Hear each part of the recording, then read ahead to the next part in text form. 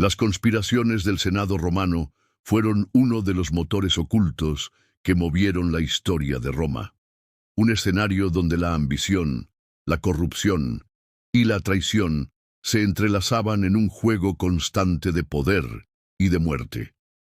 En apariencia, el Senado era el corazón de la República, la institución más sagrada de la política romana, formada por hombres sabios que debían velar por el bien común. Pero en la práctica, el Senado era un campo de batalla invisible, donde los intereses personales, los pactos secretos, los sobornos y las dagas ocultas decidían el destino de la ciudad eterna.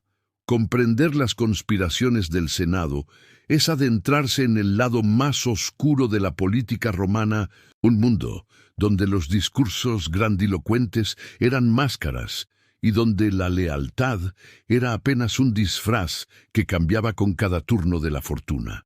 Roma, desde sus primeros tiempos, otorgó al Senado un lugar central. Era un consejo de ancianos, de los patres, que guiaban al rey y después a los cónsules de la República. Pero pronto se transformó en una aristocracia cerrada, dominada por familias patricias que consideraban que el gobierno les pertenecía por derecho divino. Estas familias competían entre sí no solo por cargos políticos, sino también por el control de riquezas, clientelas y prestigio. Y cuando la palabra no bastaba, la conspiración se volvía el arma predilecta. Uno de los primeros ejemplos claros de conspiración senatorial fue la conjuración de Catilina, en el año 63 a.C. Lucio Sergio Catilina, un senador ambicioso y desesperado, planeó derrocar a la República mediante una insurrección armada. Prometió condonaciones de deudas, cargos y botines a quienes lo siguieran. El plan incluía incendiar Roma, asesinar a senadores y tomar el poder absoluto. Pero Cicerón, entonces cónsul, descubrió la trama y desenmascaró a Catilina en sus famosas Catilinarias. El Senado reaccionó con dureza, ejecutando a los cómplices capturados y obligando a Catilina a huir, donde moriría en batalla. Este episodio reveló hasta qué punto las luchas de poder podían convertirse en amenazas mortales para el Estado. Pero el complot más famoso de todos fue sin duda el asesinato de Julio César en los idus de marzo del año 44 a.C. César, tras sus victorias en las Galias y su triunfo en la guerra civil contra Pompeyo, se había convertido en dictador perpetuo.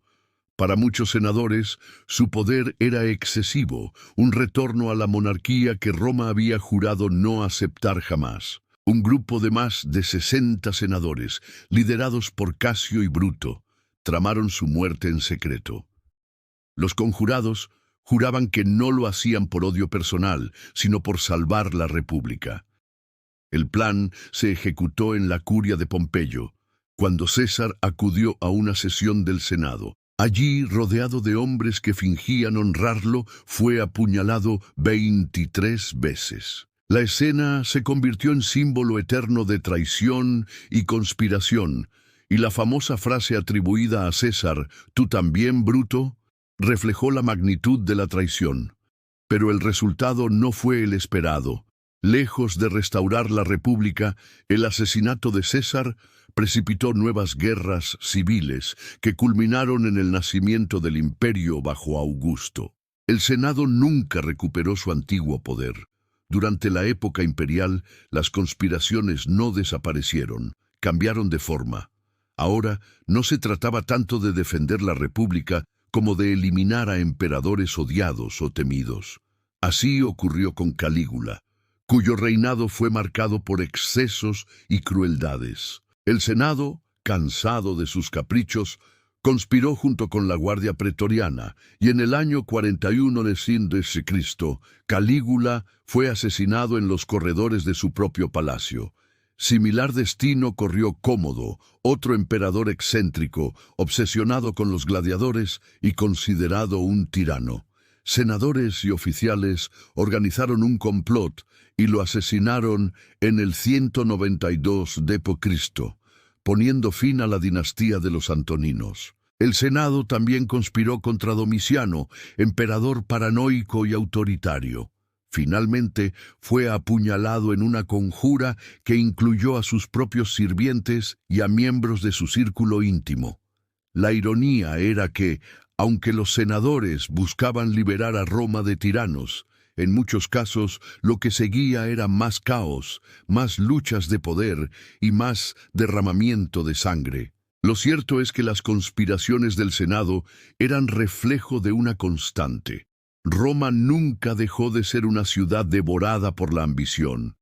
En los pasillos del Senado se decidían alianzas secretas, se repartían sobornos y se juraban venganzas. A menudo, las conspiraciones incluían a esclavos, gladiadores o mercenarios, pues eran necesarios para ejecutar las órdenes de muerte. Pero casi siempre, la raíz de la intriga estaba en la rivalidad entre familias senatoriales. Las casas de los Julios, los Emilios, los Cornelios o los Claudios competían sin tregua, y cada generación encontraba nuevas formas de superar a la anterior, aunque eso significara asesinar a sus propios parientes. El Senado, entonces, no era tanto un órgano de sabiduría como un escenario de teatro político, donde las máscaras ocultaban puñales. La retórica servía para disimular la ambición, y las leyes eran manipuladas como instrumentos de poder. Y aunque Roma se transformó en imperio, las viejas costumbres senatoriales de conspirar y traicionar nunca desaparecieron del todo. Al estudiar las conspiraciones del Senado romano, comprendemos que la política en su esencia más cruda siempre fue un juego de poder sin reglas claras, donde la lealtad era frágil y donde la sangre tarde o temprano manchaba las togas blancas de los senadores. La gloria y la caída de Roma se escribieron no solo en los campos de batalla, sino también en las sombras de la curia, donde las conspiraciones definieron el destino del mundo antiguo.